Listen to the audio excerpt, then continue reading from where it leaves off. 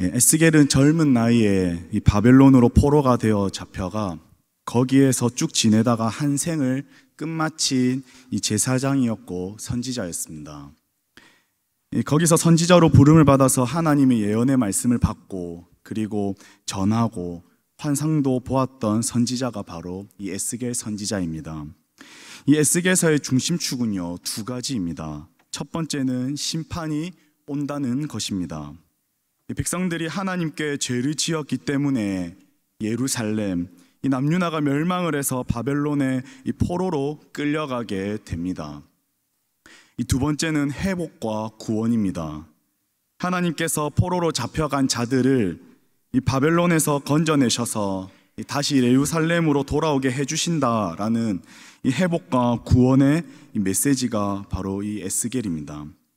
이것이 바로 이 에스겔서의 전체의 흐름인 것입니다. 첫 번째는 심판이 온다는 것, 두 번째는 회복과 구원이 있다는 것. 이 두 가지가 이 에스겔서의 전체적인 흐름입니다. 그런데 심판에서 구원과 회복으로 넘어가는 이 에스겔서는 전체는요, 이 한 가지 핵심 주제로 이것을 표현해내고 있습니다. 그게 뭐냐 하면 바로 하나님의 임재입니다. 하나님이 함께 하시느냐, 그렇지 아니하시느냐. 하나님의 임재, 주님과의 동행, 주님의 이 함께 하심이라는 주제를 가지고 심판과 회복 이야기를 쭉 전개해 나가는 것이 바로 오늘 우리가 읽은 이 에스겔서 핵심 주제라 말할 수 있습니다. 그렇다면 하나님께서 이스라엘 백성들을 심판하셨다는 것은 어떤 걸까요?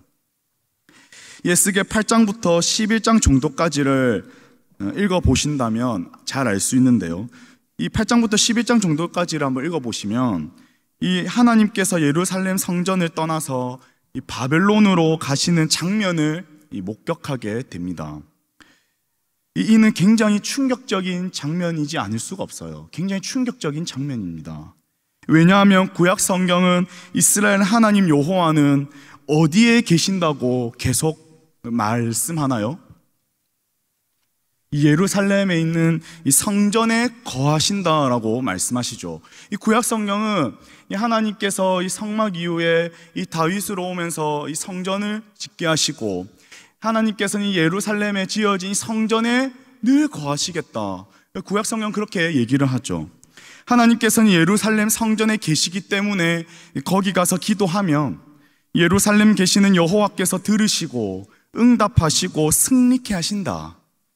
이게 바로 구약 성경에 계속 나오는 메시지입니다.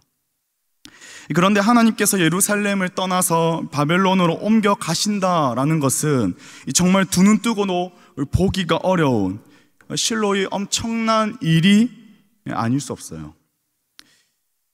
이 굉장히 보기가 어려운 이야기들이 이 에스겔 8장부터 12장까지 쭉 적혀 있습니다. 예를 들어 한 구절을 한번 보겠습니다. 이 에스겔 8장 16절인데요. 이 에스겔 8장 16절 말씀을 보시면 이렇게 기록하고 있습니다. 여호와의 성전 안뜰에 들어가시니라. 보라, 여호와의 성전 문 곧 현관과 제단 사이에서 약 25명이 여호와의 성전을 등지고 낫을 동쪽으로 향하여 동쪽 태양에게 예배하더라. 동역자 여러분, 이 말씀을 듣고 혹시 한번 생각을 한번 해보시겠습니까? 지금 이 에스겔 8장 16절은 지금 어떤 모습으로 지금 있나요? 하나님의 거하시는 그 성전에서 약 25명이 성전에 등지고 어떻게 해요? 동쪽을 향하여서 태양에게 지금 예배하고 있는 거예요.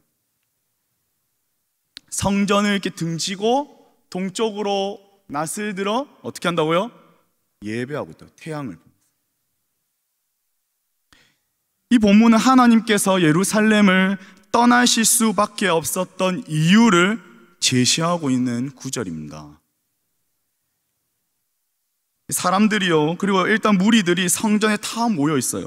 성전에서 근데 뭘 했다는 거죠? 하나님의 제사를 드리고 주님을 찬양하고 예배해야 하는데 이 성전을 등지고 동쪽에 있는 태양을 향해서 예배하고 경배했다는 것입니다. 믿음의 동역자 여러분, 잘 보십시오. 이는 굉장히 특별한 내용입니다. 이 사람들은요, 성전을 떠나서 어느 한적한 곳, 다른 어느 곳에 가서 이와 같은 모습을 한 것이 아니에요. 이 사람들은 성전을 떠나지 않았습니다. 이 사람들은 자신들이 하나님을 버렸다고 그래서 절대로 생각하지 않았습니다. 왜냐하면요, 성전 안에 와 있거든요. 그들은 구조 안에 들어와 있고 그들은 계속해서 그들의 신앙생활을 해나가고 있다는 거예요. 그런데 그들의 실제 마음은 어디에 뺏겼냐 하면 동쪽 태양에게, 즉 이방 신들에게 빼앗겼다는 것입니다. 이것을 보면 구약시대의 우상 숭배란 그냥 하나님을 다 버리고 다른 그 무언가를 찾는 것이 우상 숭배를 말하는 게 아니에요. 구약에서 말하는 우상 숭배는 뭐예요? 하나님을 다 버린 그런 게 아닙니다. 하나님도 섬기고 우상도 섬기고 이것도 좋고 저것도 좋아가지고 마음이 이렇게 저렇게 나누어진 것, 그 마음을 빼앗긴 것, 그걸 구약 성경에서 말하는 우상 숭배라는 것입니다. 그것을 우상 숭배라고 부르고 있는 것입니다. 믿음의 동역자 여러분, 실제로 우리도 그렇지 않은지 돌아봐야 합니다. 실제로 나는 어떠한지를 점검해 봐야 돼요. 나는 어떠한 마음인지, 지금 나는 어디에 더 마음이 빼앗기고 있는지, 어디에 더 마음을 두고 있는지, 어디에 시선을 더 고정하고 있는지 성찰을 해봐야 한다는 것입니다. 몸은 교회에 와 있고 몸은 구조 가운데 있고 나의 삶의 패턴은 신앙생활 안에 있다고 할지라도 마음이 이렇게 나누어져 있고 마음을 다른 곳에 빼앗겼다면, 그러면 우리도 이 사람들과 동일하지 말라는 법은 없습니다. 그래서 하나님의 임재가 성전을 떠나실 수밖에 없었던 스토리들이 이 에스겔 8장부터 11장까지 쭉 이어지게 되는 것입니다. 하나님이 떠나셨으니까 성전은 어떻게 될까요? 예루살렘은 멸망할 수밖에 없는 것이지요. 그러면 믿음의 동역자 여러분, 질문 하나 해볼게요. 심판이란 뭘까요? 심판이란 무엇이라고 생각하십니까? 심판이란 하나님께서 계시지 아니한 것이 심판입니다. 하나님께서 함께 하시지 않는 것. 가장 하나님의 진노이자 하나님의 심판이 무서운 게 뭔지 아십니까? 하나님이 아무 간섭하시지 않는 거예요. 하나님이 아무 개입을 하시지 않는 거예요. 로마서 1장에서 말씀하시는 것처럼 그들의 종욕대로 그냥 내버려 두시는 거. 네가 하고 싶은 거 마음대로 해. 그게 가장 무서운 하나님의 심판입니다.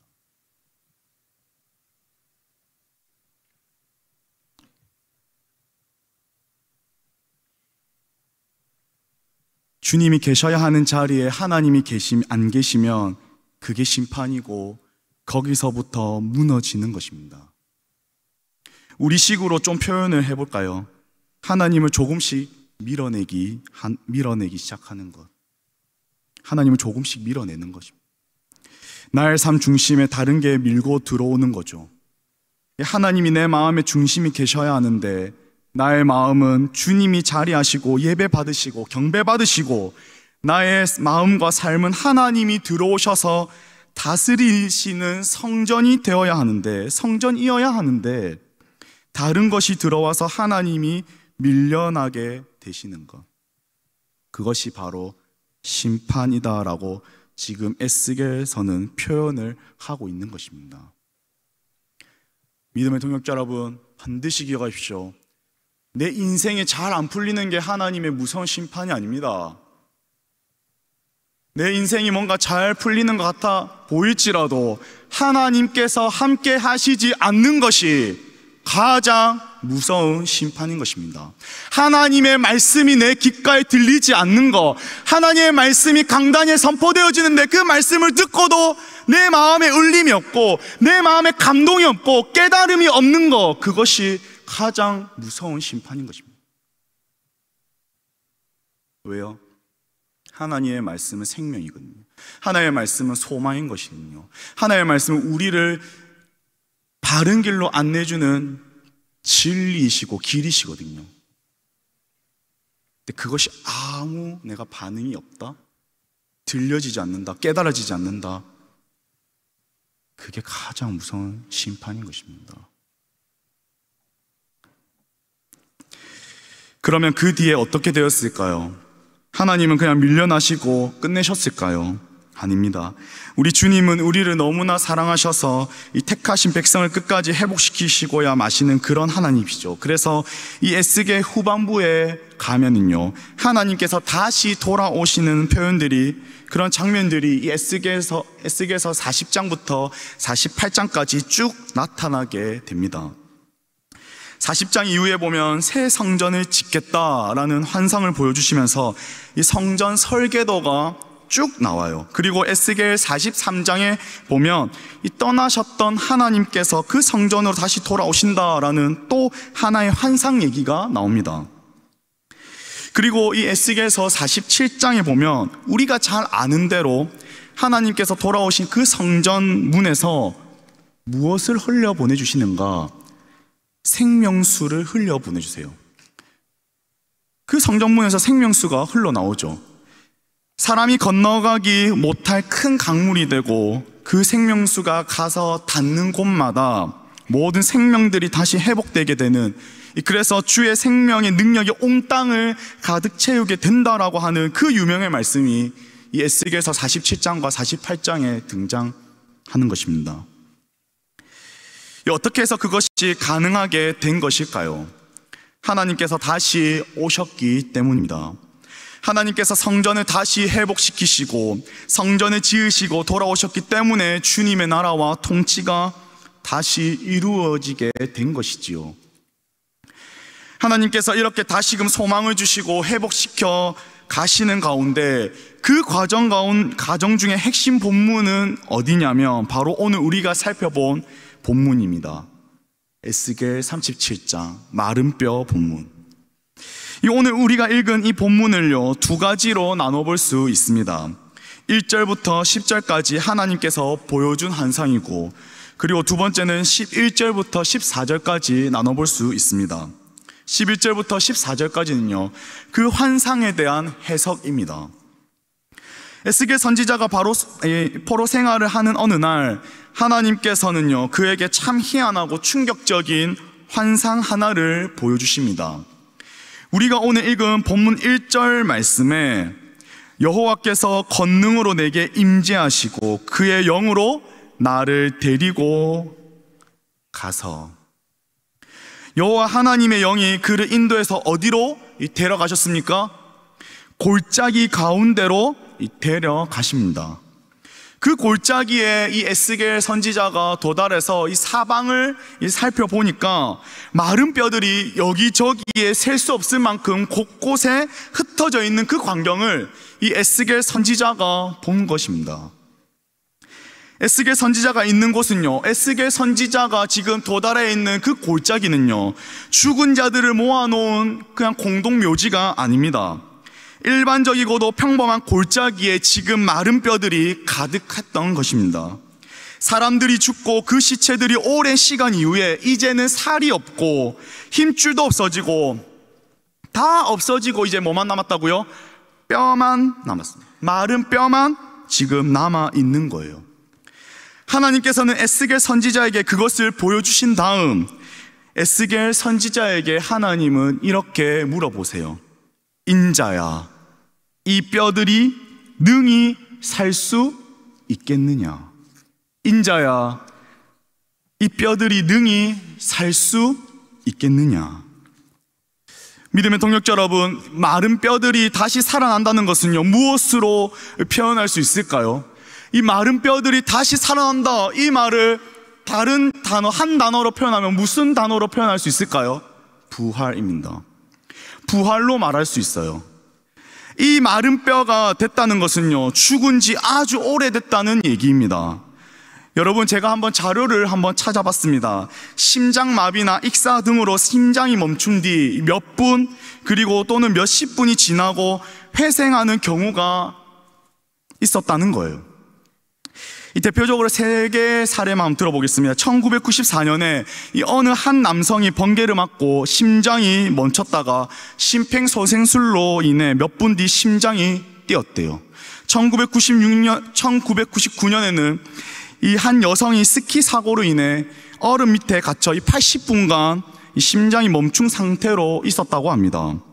그렇게 심장이 멈춘 상태로 있었는데 떨어진 체온을 병원에 가서 다시 천천히 체온을 올리고 나서 심폐소생술을 계속한 끝에 놀랍게도 그 여성은요, 회복했다고 합니다. 또한 2011년에는 어느 한 남성이 길을 가다가 갑자기 심장마비가 와서 96분 동안 심장이 멈췄다고 해요. 그렇게 심장이 멈췄는데 20명이 심폐소생술을 계속하여 놀랍게도 심장이 다시 뛰고 며칠 후에 의식이 돌아와서 그 남성은요, 정상적인 생활을 했다고 해요. 이 외에도 이런 비슷한 상황과 사례는 더 있습니다. 그런데 말입니다, 이 마른 뼈가 되었다가 다시 살아났다는 얘기를 한번 들어보신 적이 있으세요? 완전 바짝 말라진 이 마른 뼈가 다시 회생했다, 다시 살아났다라는 얘기를 한번 들어본 적이 있으세요? 그런 얘기는 저도 들은 적이 없습니다. 그런 사례를 찾아봐도 없어요. 그렇다면 여기서 마른 뼈라는 것은 무엇을 나타내는 것일까요? 무엇을 말하고 있는 것일까요? 바로 불가능하다라는 말입니다. 불가능하다. 마른 뼈가 능히 다시 살아날 수 있겠느냐 했을 때 뭐요? 불가능하다는 것. 사람의 생각으로, 우리의 계산, 우리의 판단으로는 도저히 할 수 없다는 겁니다. 가능성이 희박하다는 것도 아니에요. 가능성이 0.1% 있다는 것도 아닙니다. 아예 가능성이 제로, 불가능하다는 것입니다. 그것을 에스겔 선지자는 잘 알았던 겁니다. 허나 이 에스겔 선지자는 믿음을 가진 사람이었습니다. 하나님이 어떠한 분인지 너무나도 잘 알았던 인물이었어요. 그래서 하나님이 에스겔 선지자에게 이 뼈들이 능히 살 수 있겠느냐 물으셨을 때 이 에스겔 선지자가 뭐라고 대답합니까? 에스겔서 17장 3절 하반절에 보시면 이렇게 대답해요. 주 여호와여, 주께서 아시나이다. 이 마른 뼈들이 살아날지 아니면 살아나지 못할지는요, 주님께서 다 아세요. 주님께서 다 아십니다. 하나님께서 아시나이다. 살아날 수 있는지 살아날 수 없는지 주님이 다 아십니다 라고 그는 대답합니다. 그러자 하나님은 에스겔 선지자를 도구로 사용하시죠. 하나님은 그를 사용하셔서 이 마른 뼈를 향해 하나님의 말씀을 선포하게 하십니다. 4절 말씀에 너는 이 모든 뼈에게 대언하여 이르기를 너희 마른 뼈들아 여호와의 말씀을 들을지어다. 그랬더니 어떤 일이 일어났습니까? 7절과 8절 말씀에 이에 내가 명령을 따라 대언하니 대언할 때에 소리가 나니 움직이며 이 뼈 저 뼈가 들어맞아 뼈들이 서로 연결하더라.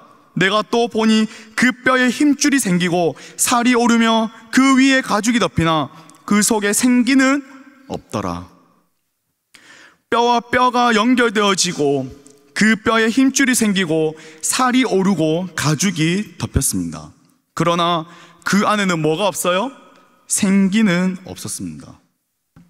그러자 하나님은 에스겔에게 또 대언하라고 하십니다. 이번에는 생기를 향해 대언하라고 하세요. 9절 말씀입니다. 또 내게 이르시되 인자야 너는 생기를 향하여 대언하라. 생기에게 이르기를 주 여호와께서 이같이 말씀하시기를 생기야 사방에서부터 와서 이 죽음을 당한 자에게 불어서 살아나게 하라 하셨다 하라. 아멘. 에스겔 선지자는 하나님께서 하신 말씀대로 즉시 이행합니다. 10절에 이에 내가 그 명령대로 대언하였더니 생기가 그들에게 들어가매 그들이 곧 살아나서 일어나 서는데 극히 큰 군대더라. 에스겔 선지자는 하나님의 말씀을 듣고 그 말씀대로 했더니 어땠습니까? 그 마른 뼈를 순식간에 다시 숨쉬는 살아있는 사람들로 이렇게 세우는 놀라운 일을 하나님은 보여주셨습니다. 말도 안 되는 그 일이, 불가능한 일을 하나님께서는요 가능케 하시는 것을 이 에스겔 선지자는 봤다는 거예요. 그 광경을 본 에스겔은 얼마나 황홀했겠습니까? 얼마나 놀라운 환상입니까? 우리는 여기서 중요한 질문을 해봐야 합니다. 하나님께서는 에스겔에게 이와 같은 환상을 보여주신 이유가 무엇이냐는 겁니다.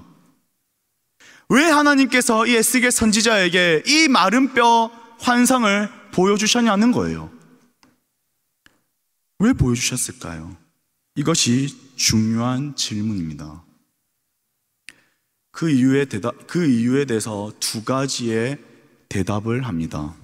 첫 번째 이유는 11절 말씀입니다.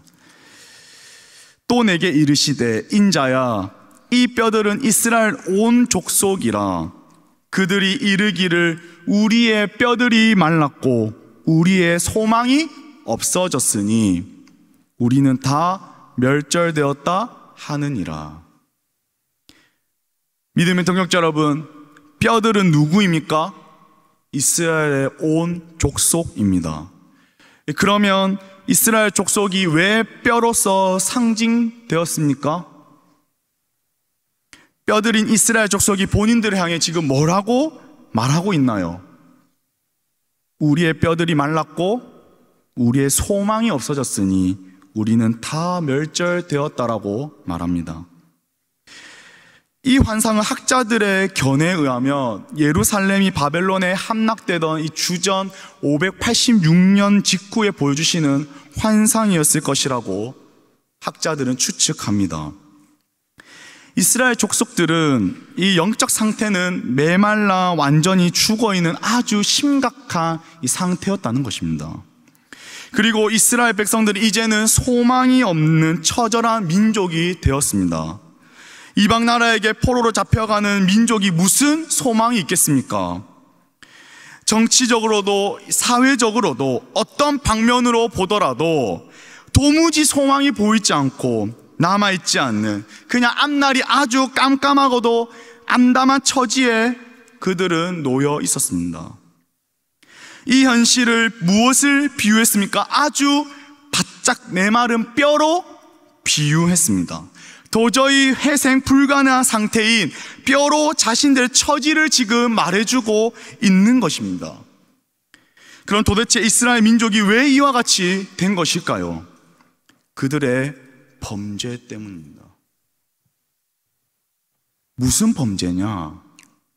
오늘 본문에는 나오지 않지만 이 에스겔서 앞쪽을 살펴보면 알 수 있어요. 에스겔서 22장에 가면은 알 수 있는데요.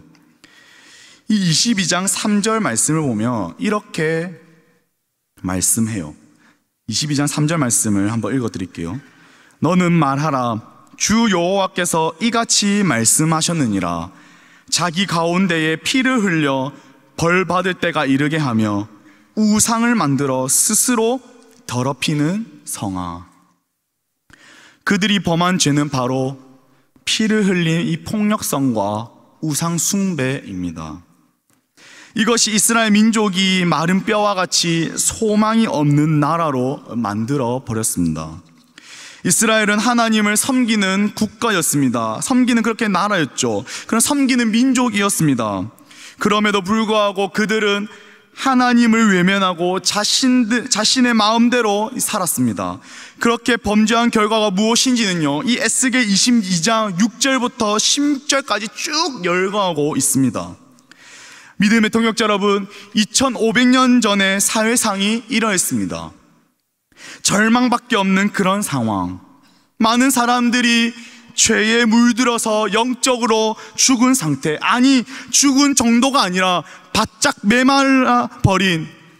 메마른 뼈로 되어버린 사람들이었다는 거예요. 그런데 참 놀라운 사실이 있습니다.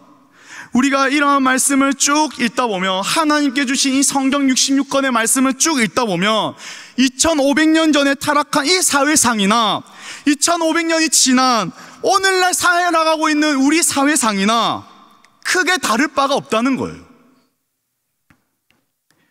제가 지난 설교 때도 말씀드렸지만 오늘날 시대는 어떻게 점점점 변화되어져 가고 있나요? 어떤 모습으로 점점 가속화되어 가고 있나요? 단순하게 말하면 점점 사람은 개인화가 심해집니다. 점점 더 물질주의가 우리에게 강하게 밀려옵니다. 자신의 마음대로, 자신이 원하는 대로 사는 삶이 행복하고 복된 것처럼 그렇게 살아야 한다고 우리 주변에, 우리가 살아가고 있는 그 세상의 소리가 끊임없이 우리 귓가에 맴돌죠. 더 많이 가져야 한다, 더 많이 소유해야 풍성하고 부유하다고 생각해요.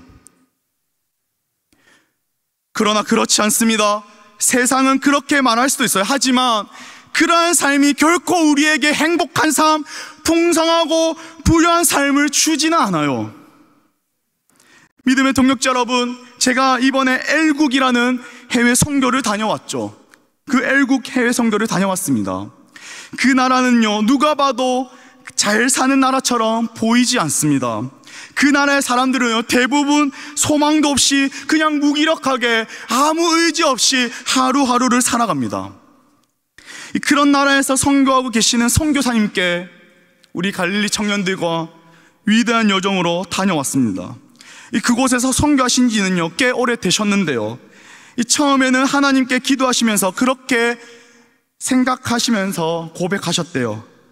이 정도까지만 자기는 하겠다. 그런데 시간이 지나면서 하나님은요 그 선교사님 가정 가운데에 그것보다 더 넘치게 더 많은 사역을 맡기시는 거예요. 재정도 부족하시고 일을 할 사람도 부족한데, 그런 부족한 상황인데도 하나님은 그 선교사님 가정 가운데에 사역을 더 확장시켜 주시는 겁니다. 그렇게 부족함이 많은 상황임에도 두 분의 선교사님은요 크게 걱정과 염려는 하지 않으시더라고요. 그러면서 뭐라고 말씀하시냐, 하나님은 변함없으시고 신실하시기에 정확한 때에 분명히 일하시고 인도하실 거라고 선교사님, 남선교사님과 그 여선교사님은요 동일한 고백을 하시더라고요. 제가 그 기간 동안 선교사님과 함께 지내면서 같이 얘기하면서 저를 굉장히 많이 돌아보는 시간을 가졌습니다. 그분들의 모습, 그분들의 모습과 삶을 빗대어서 저를 바라보니까 제가 얼마나 형편없고 얼마나 한심스럽고 얼마나 부끄러운지, 선교사님도 그렇고 저도 그렇고 같이 목회를 하는 입장이지 않습니까? 같이 목회를 하는 입장이고 믿는 대상, 하나님 그 믿는 대상도 같고, 또 외관적으로 봤을 때는 멀끔하고 부족함 없이 풍족하고 부유하게 지내는 사람은 한국에서 온 저 자신이라고 저는요 생각했었거든요. 그런데 그 선교사님과 얘기하면서 그 선교사님의 모습을 보면서 완전히 반대였습니다. 겉으로는 혹시나 그렇게 비춰져 보일지 몰라도 실상 내면에는 선교사님께서 더 풍족하고도 풍성하고 부유하게 산다고 느껴졌습니다. 오히려 저는 오늘 본문에서 말씀하는 것 같이 마른 뼈같이 바짝 말라져 있구나라고 저를 계속적으로 성찰하고 들여다보게 되었습니다.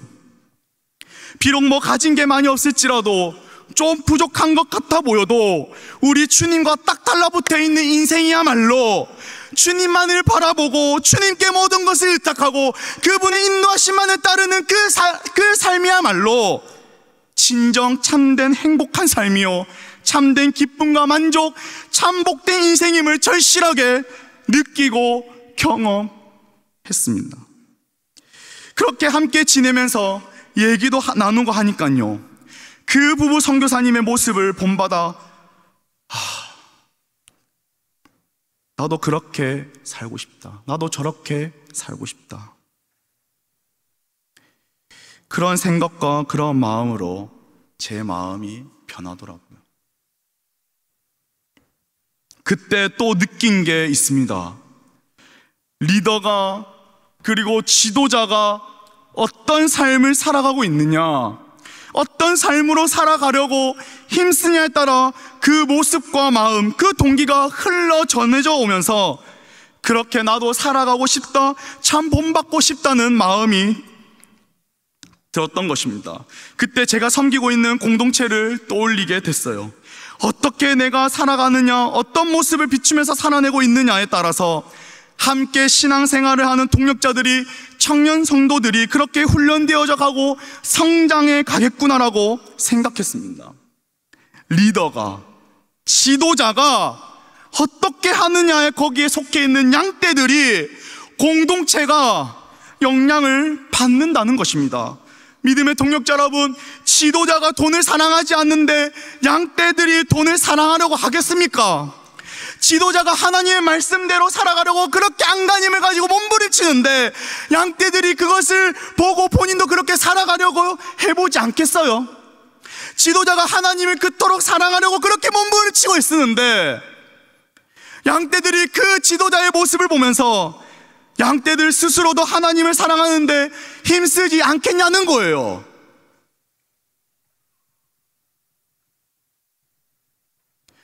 그렇게 지도자가 하나님 앞에서 벌벌 두려워하면서 하나님을 경외하고자 애쓰는데 거기에 속해 있는 공동체, 거기에 속해 있는 양떼가 그것을 보면서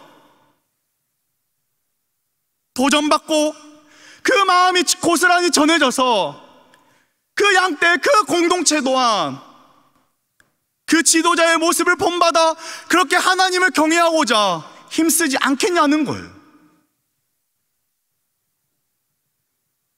지도자가 어떻게 하느냐에 따라 공동체가, 그리고 양떼들이 달라진다는 것입니다.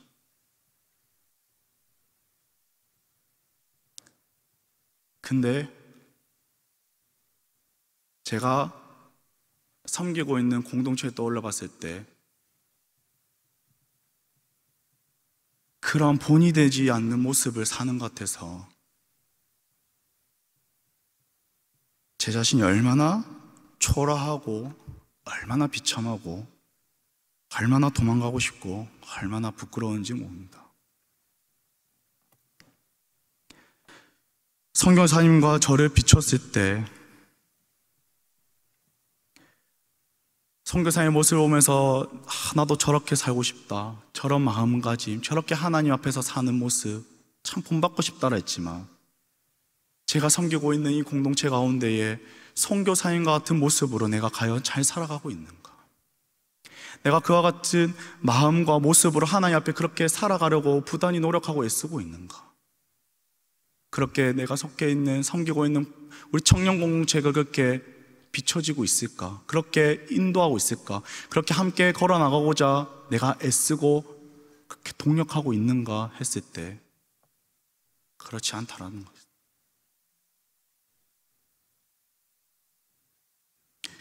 그 모습을 제가 보니까 그냥 입만 살았지 실상 죽어있는 저인 것을 보았습니다.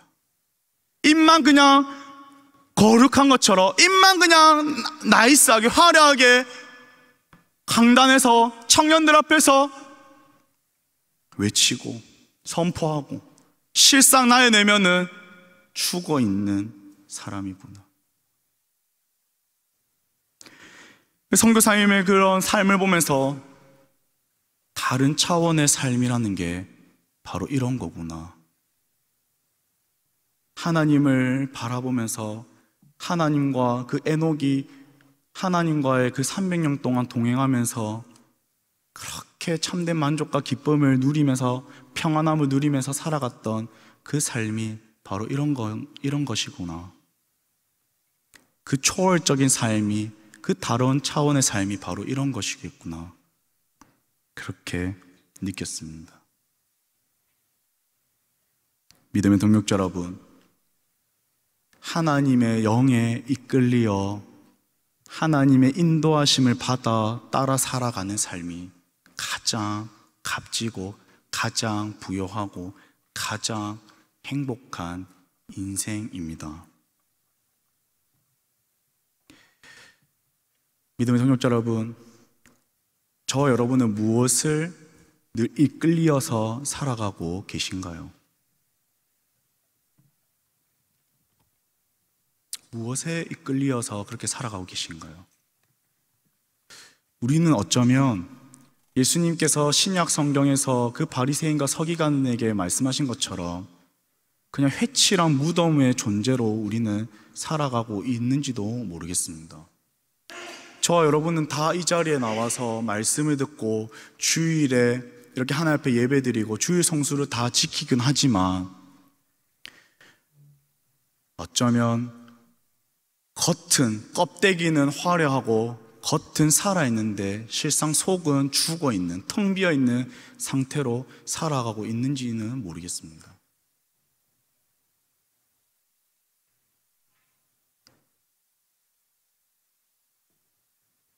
이 이스라엘 민족들이 물론 그 부유함이 오르락내리락 할 때가 있었겠지만 이 망하기에 앞서서 여로보암 2세 때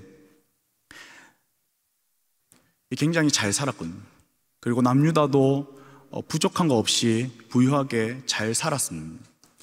지금 에스겔 선지자는요, 그것을 지금 우리에게 말해주고 있는 거예요. 잘 산다고 해서 그게 잘 사는 게 아니라는 거예요. 많이 내가 가지고 있고 소유하고 있고 치장하고 있어도 속은 죽어 있고 속은 텅 비어 있을 수도 있다는 것입니다. 내가 무엇을 의지하고 무엇을 선택하면서 무엇을 붙잡으면서 무엇을 바라보면서 선택하느냐에 따라서 말이죠.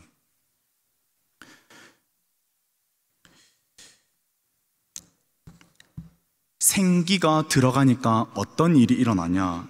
우리 오늘 읽은 에스겔 37장 12절과 13절 말씀입니다. 우리 한번 읽어볼까요? 시작. 그러므로 너는 대언하여 그들에게 이르기를 주 여호와께서 이같이 말씀하시기를 내 백성들아 내가 너희 무덤을 열고 너희로 거기에서 나오게 하고 이스라엘 땅으로 들어가게 하리라. 내 백성들아 내가 너희 무덤을 열고 너희로 거기에서 나오게 한즉 너희는 내가 여호와인 줄을 알리라. 아멘. 믿음의 동역자 여러분, 하나님의 생기, 이 생기는요 루하으라는 히브리어입니다. 영이에요, 영. 이게 신약으로 하면 성령님입니다. 그 하나님의 영이 들어가니까 어떻게 해요?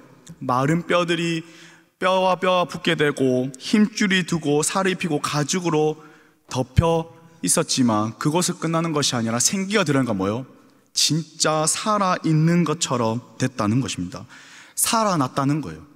그냥 껍데기로만 있었는데 생기 하나님의 영에 이끌려 그 영이 임하니까 어떻게 돼요? 살아났다는 것입니다.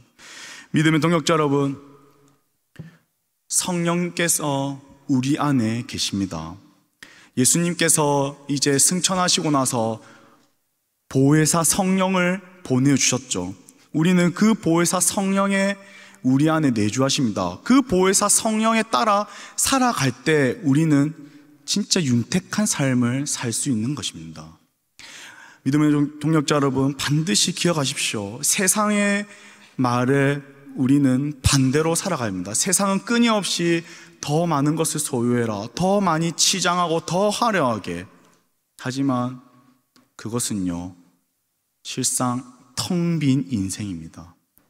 참된 행복을 줄 수 없어요. 참된 만족을 줄 수 없습니다. 우리가 아무것도 가지지 않은 것처럼 보이죠. 아무것도 비록 가진 게 없을지라도 성령 하나님이 나를 인도하시고 나는 그 성령님의 인도하심대로 내가 순종하며 그것을 따라 살아가면 우리는 윤택한 삶, 참된 행복, 참된 만족한 인생을 살아갈 줄을 믿습니다. 다시 복음 앞에 서십시오. 내 영혼이 어디에 지금 서 있습니까? 세상 한가운데서 내 영혼은 어디를 바라고 있습니까? 어디를 영혼이 마음이 빼앗기며 살아가고 있습니까? 세상에 아무리 눈뜨고 찾아보십시오. 우리의 영혼을 윤택하게 하는 것 단 하나도 없습니다. 우리의 영혼을 윤택하게 하는 것, 우리의 영혼을 살리는 것, 우리의 영혼을 살아나게 하는 것은요 다름 아닌 하나님의 영, 성령님밖에 없습니다. 다시 내 영혼을 성찰하심으로 말미암아 내 영혼을 다시금 복음 앞에 세워 내 영혼이 만약에 마른 비쩍 말라져 있는 마른 뼈로 지금 살아가고 있다면 다시 복음 앞에 세워짐으로 말미암아 다시 복음으로 말미암아 세워짐으로 하나님과 누릴 때에 오는 그 참된 행복과 참된 만족, 그 참된 유익을 풍성하고도 부요하게 누리며 살아가는 귀한 복된 인생이 되시길 예수님의 이름으로 축복합니다. 또한 여러분들이 속해 있는 마른 뼈가 어디에 있나요? 내가 속해 있는 그 공동체 가운데에 마른 뼈가 어디에 있으신가요? 가정이신가요? 내 직장터이신가요? 내가 속해 있는 공동체 가운데 마른 뼈라고 여겨지시고 생각하신다면 우리를 통하여서 그 마른 뼈들이 힘줄을 두고 살을 피고 가주로 덮이고 생기가 불어넣어져서 우리를 통하여서 그 공동체가 다시금 살아나야 할 줄을 믿습니다. 그렇게 힘쓰시고 그렇게 애쓰시고 그래서 날마다 하나님으로부터 주어지는 그 만족과 참된 행복으로 하루하루를 능히 살아내는 저와 우리 여러분들 한 분 한 분 되시기를 예수님의 이름으로 축복합니다. 아멘.